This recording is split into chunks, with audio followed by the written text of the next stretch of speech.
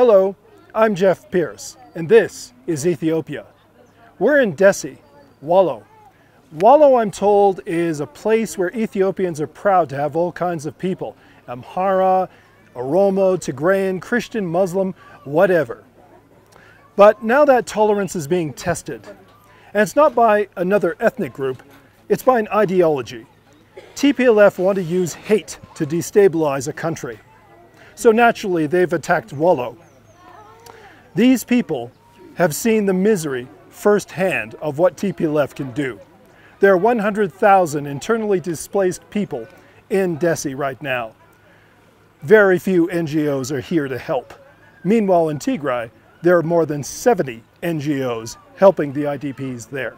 Dessie is a nice metropolis nestled in mountains. You have the most gorgeous scenery within steps of where a high school has been converted into a safe haven for IDPs, but they can't accept anymore. Naima Erga is the coordinator of this particular IDP camp. ከዓለም አቀፍ ተቋማት የምናገኘው ድጋፍ በባለሀብቱ የተሸፈነ ነው ወይም ከቨሬጅ የተደረገ ነው. One NGO presented them with 50 beds. That's appreciated, but there are about 1,200 people here. At another IDP camp a little ways across town, work at Dessie thanks the people of Dessie for their help, but complains about a lack of support at the government levels.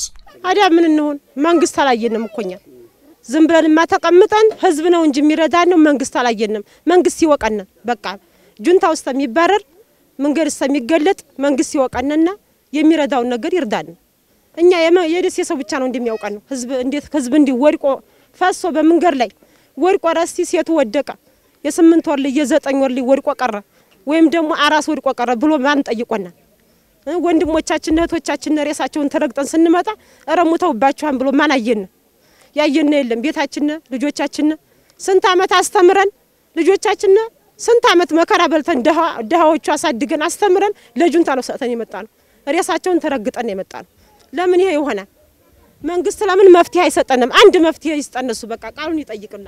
But thanks to the community support, people are getting fed. Children, always surprisingly resilient, play games and scamper around and do what kids do. It's difficult to tell, of course, how much the war has left its mark on them. It's also worth noting that when we first started talking with folks minding this place, they said they had heard of no cases of rape among the IDPs by the TPLF. In fact, one wrote it off to the heightened propaganda. But then we came across one case of a 30-year-old woman who says she was gang-raped by TPLF soldiers. She had just gone through a cesarean section, and the brutal assault took its physical toll. She has 3 children, 2 still back in Mirza with her younger brother.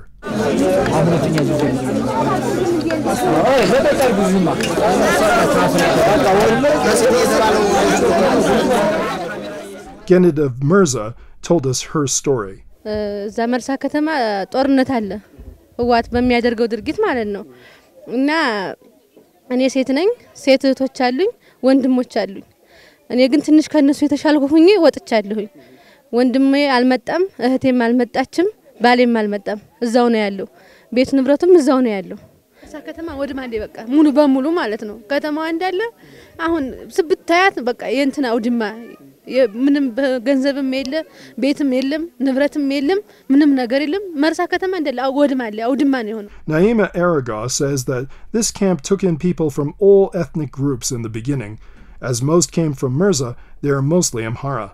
ብሔርን በተመለከተ ስለ ብሔርተኝነት ወይም ደግሞ ስለ ብሔር ሳይሆንኛ እየሰበከን ያለ ነው አገር ሰላም እንድትሆን ነው ማንንም ሊሆን ይችላል መቀሌም ሊሆን ይችላል ምንም ሊሆን ይችላል የኛ የኢትዮጵያ መሬት ነች ኢትዮጵያዊ ነው እና እዚህም ያለው ሰው ትግሪና ጠፋለሁ እንደዚህ ያደርጋለሁ ሚል አንድም ተፈናቃይ የለም. We did find a couple of young men who do at least want to fight to protect their families and homes. Solomon Alamu, 21, is from Mirza as well. He's been in the camp more than 12 days. አዎ ጦርነቱ የሚያሰለጥነና ኃይላ ካለ አሁንም ከኛ እንደኔ እኔም በሆነ አሁንም ደስ ይለኛል የሚያሰለጥን ካይነ ካለ ወጣቱ ምንም ወደ ኋላ የሚልበት ምክንያት ያለው አይመስለኝም. This other young man says his family and neighbors used to provide support for the military, but when the forces moved out of the area, they chose to flee to Waldia.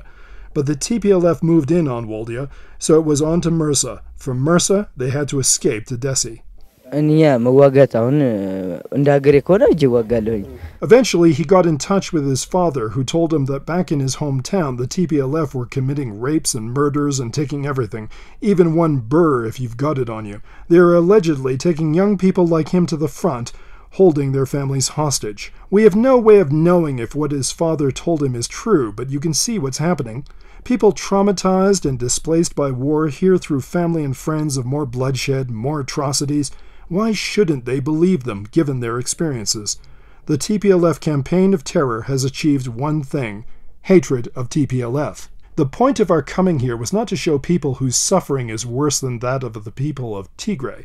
The point is that so far their suffering has barely made an impression at all on the West, and there is no point in acknowledging it and making a big show of humanitarian aid if you're going to keep bashing the very country and people you insist on influencing. This is the TPLF's legacy. An ideology that believes in ID cards saying what ethnic group you're from. An ideology that vilifies Amhara and seeks to divide other ethnic groups. Another name for that is apartheid. We don't say in World War II that the Germans were trying to exterminate Jews. We say Nazis believed in white Aryan supremacy and were trying to exterminate the Jews. We don't say it was the white Italian ethnic group who invaded East Africa. We say fascists from Italy once used poison gas and bombed hospitals in Ethiopia. Why, then, is the US and other Western countries afraid to treat the TPLF like ISIS, like Al-Qaeda, like Boko Haram? This is their legacy. I would say the US and other Western countries' collective conscience has been misplaced.